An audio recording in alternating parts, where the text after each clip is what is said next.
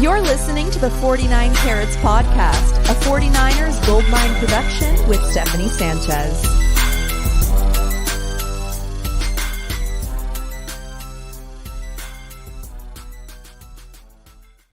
What's going on, everyone? Welcome to another edition of the 49 Carats Podcast. I'm your host, Steph. It is Wednesday, May 1st. Shout out to the people who were just on me or on the live earlier today or couple minutes ago with me and Desi. I see some of you guys in the live chat right now, so shout out you guys. Really excited to dive into this show now to talk about the 49ers undrafted free agents and whether some of these guys could be some hidden gems, some diamonds in the rough. I have the perfect guy to talk about these undrafted free agents here with me today. He is a college football analyst. He has his own draft guide that he puts out every single year. He goes to all of the bowl games, the Shrine Bowl, the Hula Bowl, every one that exists. Emory, I know that you're at these. So, Emory Hunt, thank you so much for joining me today. How are you doing, man? I'm doing fine, Steph. I appreciate you bringing me on the show. It's a pleasure. Of course, of course. So, obviously, you know a lot about some of these prospects, and so really excited to talk about them with you today. So let's just get right to it and look at the 49ers undrafted free agents. Now, they only brought in 8, which is a little less than, maybe they have in the past, but it is a pretty deep roster already for the 49ers. So not many holes to fill. And so to be quite honest, I mean, a lot of these guys probably make the 53, but they have an opportunity to stick around on the practice squad, and the 49ers could develop them. As we were talking right before we went live, Emory was talking about the 49ers have had some success in developing some of their former undrafted free agents, and some of those guys are impact players on the roster today. So, I mean, when you look at this list, Emory, just what are your thoughts on some of these guys at a high level? Well, I was shocked, number one, that Cody Sher went undrafted. And to see him as an undrafted rookie free agent is surprising, but he lands in probably the best spot you would want to land if you're a running back going to San Francisco. And I like that San Francisco went out and grabbed Tariq Owens out of Missouri State, Terrell Owens' son, who's someone I've been talking about all throughout last season and this season as well. He went under discussed during the draft process, despite being in the class where everybody's son was in the class, right? Luke McCaffrey, yes. You had Frank Gore Jr., Brandon Rice. It was just crazy how Chris Jenkins, everybody's son was in this class. So, and nobody talked about Tariq Owens, but San Francisco, I feel like, got themselves a true gem in that one. Yeah, they really did. And Tariq Owens was someone who was at their local pro day, actually, and there were a lot of reports, the local media was there and they were kind of saying how Owens was interesting. Like, he was intriguing out of that group. So it makes a lot of sense that the 49ers had already built that connection with him, obviously, in addition to the fact that he's Terrell Owens' son, of course. And so made him an easy and natural fit to be one of the undrafted free agents. Now let's go down this list here, and we could just start with Evan Anderson out of Florida Atlantic. So as I mentioned, Emory has an awesome draft guide that you can download every single year. And because he goes to, all the different bowl games and all-star games in the lead up to the draft, he knows a lot of these smaller school guys more than I would say others do as well in this space. So Evan Anderson was someone you mentioned, Emory, in your draft guide, and just some of the strengths that you noted for him. What can you tell us about Evan Anderson and how he might fit in with the 49ers and what they like in their defensive linemen? Well, ball get off is key. And you're able to get off the ball right away. You already won half the battle because you're getting your hands on the offensive lineman first. Whoever wins that hands first battle is going to win the rep 9 times out of 10.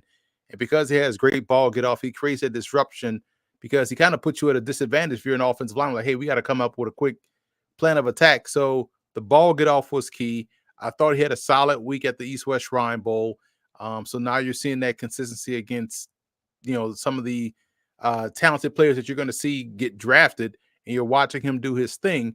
I think that's where he was really able to really stand out and elevate and shine. So again, it's a deep draft, but you have guys that are going undrafted that have really good grades. I think he's more of a nose tackle as opposed to, a three tech or whatnot. But if you put him at the nose and you have that combined with the ball get off, you talk about someone that's going to either command a double team, which frees up things for everybody else, or he's going to get that quick penetration to where he's going to cause a quarterback to move off the spot, which is what you want anyway. Yeah, 6'1", 320 pounds, massive guy. And the 49ers did give him $280,000 in guaranteed money. So that could be an indication that, they want to keep him around, or maybe there was some competition for him as far as what teams he could end up at. So 49ers paid to get him into San Francisco. So hopefully that definitely could pan out for them, and he'll be someone who could develop under Chris Kosrick this offseason and maybe even next. Next, we have offensive lineman Bryson Mays. And you noted that he has experience at a bunch of different spots. So center, guard, and tackle. That's definitely something that the 49ers do value in their offensive linemen. How can you bring positional versatility, right? That's huge for them, especially for guys who they maybe project to be like a backup for them at the next level. So Bryson Mays definitely seems to have that versatility for them. What else can he bring to this 49ers offensive line, you think? Because I projected him as a center, that tells you he likes to play everything in close combat. So he has good power, right off the rip. And you like that he's a mauler, so to speak, but you got to be able to you got to be able to dance on your feet a little bit as a pro. And if you're looking at someone like that, coming in, being a little bit more athletic, a little bit more nimble is where he's gonna, have to work. Or you really can't work on your athleticism. You either have it or you don't, but you can work on being quicker in your decisions, which helps your feet move a little bit quicker, which helps you mirror a little bit better. You can't just be so enamored and wanting to play everything in a phone booth. And I think that's where he got into a lot of issues at Southern Miss. But again, when you have that position versatility, it'll be good to see him just settle in at one and play that one. And that's when you're probably going to see him grow into and reach his potential, because he's not being moved all around the offensive line. Right. Yeah. He did play primarily left tackle at Southern Miss, but he actually started off at West Virginia, and he was teammates with 49ers tackle Colton McKivitz there. So that's where he played center, and that's probably his most natural position. So, and you mentioned, the athleticism, you have to be able to dance. Well, his short shuttle time was 4.46 seconds. So that seems to indicate, he could be a dancing bear out there if you need him to be. And again, that short shuttle time is something that definitely matters for the 49ers. If you look at all the offensive linemen they added via the draft or undrafted guys, they all have really fast short shuttle times. So Mays definitely fits in with what they're looking for in offensive linemen. Hopefully someone they could develop in the background. Now we got a quarterback. We got Tanner Mordecai from Wisconsin. And this is one that I'm seeing people get excited about. Like, obviously, 49ers have Brock Purdy, but, we always get excited about quarterbacks around here. So, Mordecai, what can you say about him, and just why is he intriguing, you think, to 49er fans right now? Because they remember him thriving at SMU, and they remember probably him being kind of a dude. And then he surprised everybody by not coming out last year and then going up to Wisconsin to play more college football. And you thought, okay, him paired with Phil Longo with a run game and some decent weapons, it was going to work out for Wisconsin. People were sleeping on them in the Big Ten, and it just didn't really work out for the team as a whole. But Mordecai can play. It's just that, he's a little bit streaky. When he's hot, but when he goes to those cold streaks, it can be a problem. And I was shocked to not see him in an All-Star game in the postseason, which was kind of bizarre because he should have been in one. I don't know if he was dealing with an injury or whatnot, but we didn't see him play in the postseason.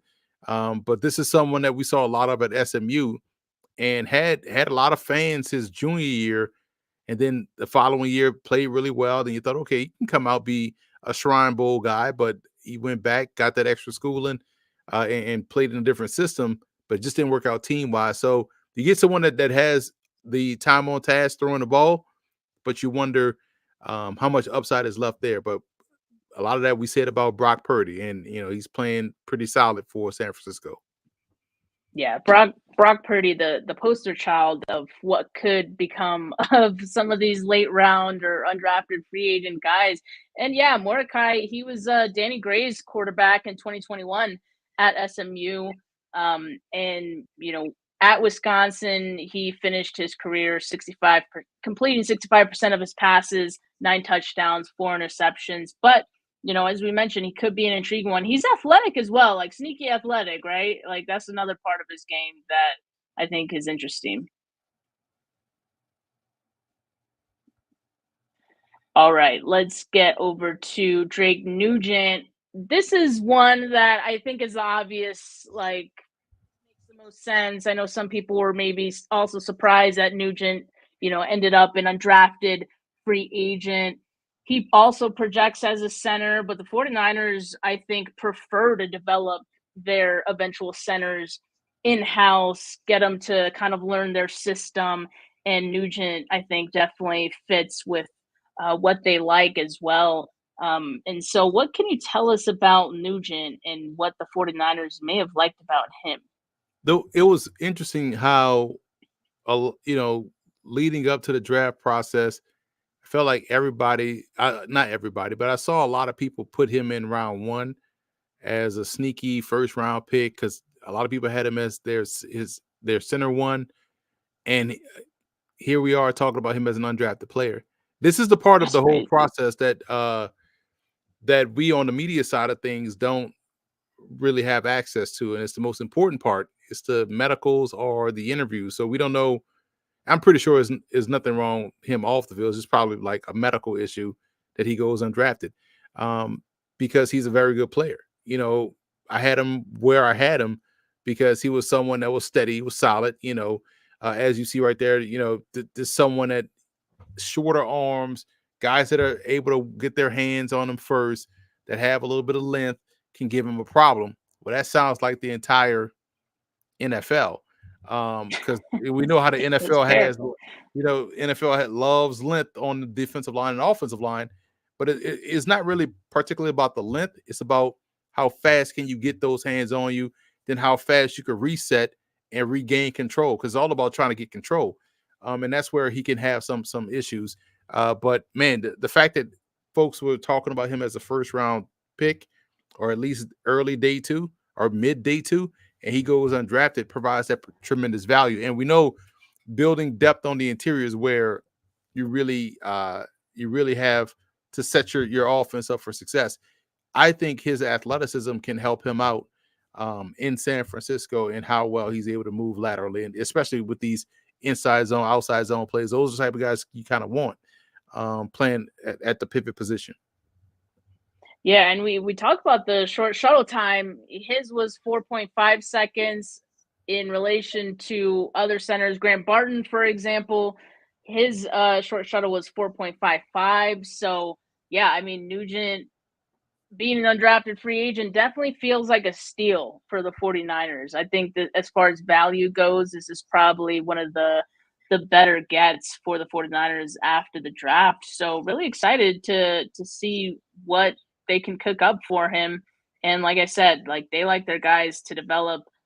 So Nugent definitely could be that. But Emory, you were talking about Tariq Owens. I mean, obviously someone intriguing, not just because of the name, but we've been hearing about him throughout this draft cycle. And I've heard that there are similarities to Terrell Owens and Tariq Owens in the way they move and their strides and things like that. So yeah, I'm sure the 49ers saw a little bit of that and were very intrigued. And if you could get something like that as an undrafted free agent, that's good value, right? Right. Especially like I posted a couple of clips from him at Missouri State on my Twitter feed. And it's uncanny how genetics work, because you're watching him, you're like, dang, he does kind of run like T.O. It's crazy how that looks, right? And also on the other side of things, how he catches is kind of like T.O. Remember, T.O. had some questionable hands coming in, you know, as a rookie, and how his catch technique was a bit of a concern. He worked on it and got better at that. I think Tariq has the same type of late hands in terms of where you see him catch more of the middle part, back part of the football, which means he's getting his hands up a little bit too late, and also can cause him to cradle or body catch a little bit. But after the catch, he's tremendous. Like, he is someone that can really catch and go. Now, he's not as fast and explosive as Terrell Owens was, but he's definitely not slow, and definitely has the ability to weave his way through a defense. So I think I didn't think he was utilized enough at Missouri State. And, I feel like he still has more room to grow. So he has tremendous upside. And it'll be interesting to see how much burn he gets during the preseason, because he needs more time on task. Because Missouri State was kind of weird in how they utilized him. They rotated a lot of guys in and out. But he definitely, when they went to him, he definitely answered the call, especially after the catch, with what he does with the ball in his hands. Yeah, he's 6'2", 200 pounds. He had a 4.51 40. So to your point, he's not going to be the fastest guy. But the Chiefs were interested in him as well as an undrafted free agent, and the 49ers could actually beat him in something and get Tariq Owens. So not too bad. I am excited about that and how he's going to look in rookie camp, OTAs, and of course training camp. Now Mason Pline, I have some familiarity with, just because I got to interview him in the lead up to the draft. I know he has that basketball background. He hasn't been playing football for that long, so I think a lot of teams probably see that upside of, hey, this guy has potential, because he played basketball. We know he's somewhat athletic. We could maybe turn him into a nice tight end and kind of see him as a ball of clay in a way. So what did you like about Mason Pline when you saw him? What was fascinating is that when you're thinking about former basketball players moving to tight end, you automatically think like they can't block. But that's not his thing. Like, he could block, and blocks rather well too. So I graded him as an inline tight end, which is technically the guys that are on the line of scrimmage blocking. And you're right, he does have a lot more upside to his game in terms as a receiver. But in terms of him blocking and understanding that as a former basketball player, that's huge. And so when you see him, he is like ridiculously large. Like, he played at 2 All-Star games. He was at the Hula Bowl, he was at the Shrine Bowl, and he was like, wow, this is a massive tight end. Like, very Dan Campbell like in terms of how he's built, just a large human, right? And so now, he's a legit 6'6", 6'7" that can block, get down there and block. And I think that's where he can get himself on the field right away.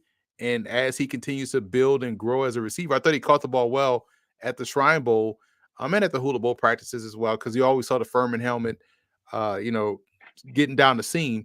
But I think that's where he has a chance to really get on the field initially as a prospect, because his blocking is going to help out that run game, and then you could easily develop him more so as a receiver. Now, I guess like what I want to ask you about is, obviously he is athletic, being that he did play basketball, now he's playing football, but his 40 time was 4.79. Like, that's not that great. And he is 251 pounds, so you got to take that into consideration. I did also see it was raining at his pro day, so that can also slow some things down a bit. But not the first that I had seen someone mention that about him, that he's not so fast. Do you feel like that can hinder him at the next level as he develops? I feel like people have to really start to understand how fast is. And could, you know what I'm saying? Like, someone that big running 4.7, that's moving. Now someone running faster at that size, that's elite. That's why you get drafted as opposed to undrafted, right? But he could run, man. Like, that's that's fast enough for someone 6'7" at 255. So I'm not worried about his speed. He's fast enough to get down the seam, which is essentially like a 10-yard route. So I'd rather you be able to do that than get out. We're not going to use you on the perimeter. We're going to use you where your speed is best. But we got to start. We even when the 4.5s, like that's pretty doggone fast. Now it's not elite, but it ain't slow. And so for him, I don't think that's a problem. Like, still there's probably some guys that have trained better to run better 40s, and these small school dudes really get the short end of the stick. You just told me his reign at his pro day. That sucks. You know what I'm saying? That wouldn't happen at an Alabama or a South Carolina, but it does happen at a Furman, which is unfortunate. Yeah, and it's important to keep all those things into perspective. So, Right. glad I got to ask you on that. Now, the next guy is another one that 49er fans have quickly kind of become enamored with, and that's Cody Sher, the running back. And so, I mean, I could see what intrigues fans about him and think that maybe he could be the guy who can be a gem because the 49ers have had some running backs have success as undrafted free agents. In fact, a lot of the times that the 49ers have drafted a running back either in the third or fourth rounds, they've brought in an undrafted free agent running back as well. And that undrafted free agent running back has outperformed the guy that they drafted. So, um, I don't know if it's going to be the same. I mean, obviously they brought in Isaac Garendo as well. So, but Schrader definitely feels like an intriguing guy. What is the intrigue about him? It's that second strength that I have listed right there. I noticed this last year or maybe in the summer.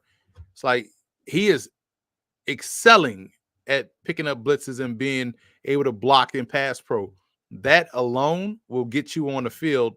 It got him on the field at Missouri, transferring from Truman State, and it's going to get him on the field as a pro.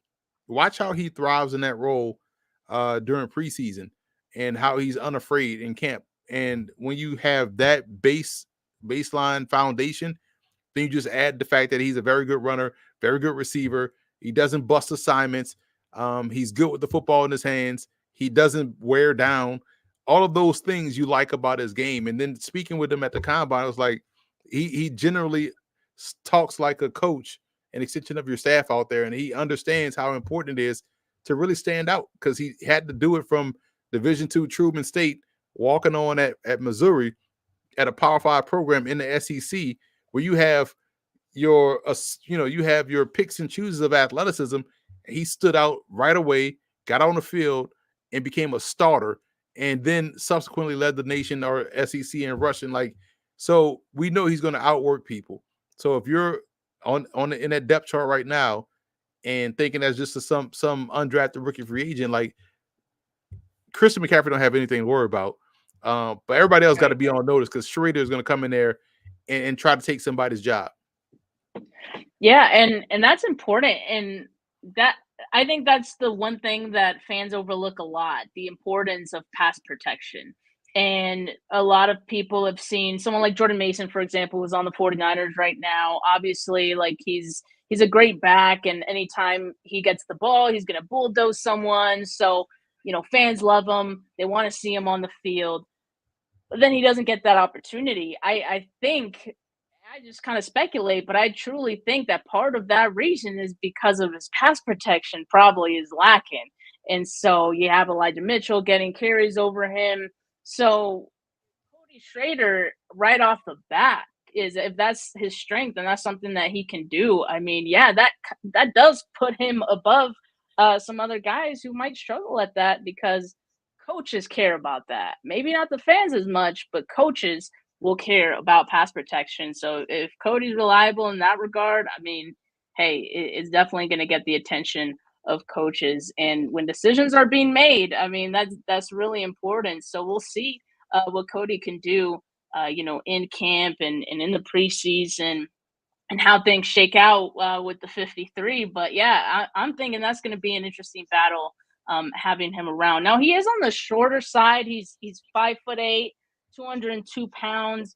I did see someone like speculate, oh, like maybe he could be like the Kyle Juszczyk replacement. Like, given that he's so small, like I don't think I can see that, right? I think people just see like, oh, he's a good pass protector, he's a good blocker, things like that, and people think things.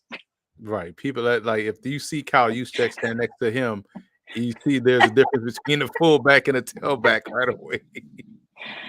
Yeah. So I don't think that's going to be a possibility for Cody Schrader. But again, like I think there's going to be other opportunities for him to, to show his worth on this roster. And yeah, he could definitely make the 53, I think. So yeah, I mean, the other guy who you didn't have him on your draft sheet, but not sure if you could say anything about him, was Jaylen Mahoney, and he was a DB out of Vanderbilt. Did you get a chance to watch him at all in the pre-draft process? I did not, and that's the unfortunate part too about where we are now, because usually I would have something on a lot of different guys, but because we don't know who is actually a senior, with the way college football is now. Like guys may be a senior on the roster, and then you find out they got like 4 years left, because of the COVID and all kind of. And so if you're not in the All-Star game, it's easier for me to have, if you're not on the declared list of the juniors or guys that I know are seniors, because I've seen them play a legitimate 4 years or 5 years, and you're not at an All-Star game, I kind of like, well, I can't get everybody in there, right? So some schools do a good job of letting the media know, hey, his eligibility is up. But man, I can't wait for us to get back to where if you are a senior, you are legitimately a senior, because it's been crazy out here since 2020. Yeah, it has been really crazy, and kind of one of the things that John Lynch mentioned that kind of ties to that, but also just the fact that it's hard to know what guys are going to go back into college. Also, the transfer portal has made things really interesting nowadays.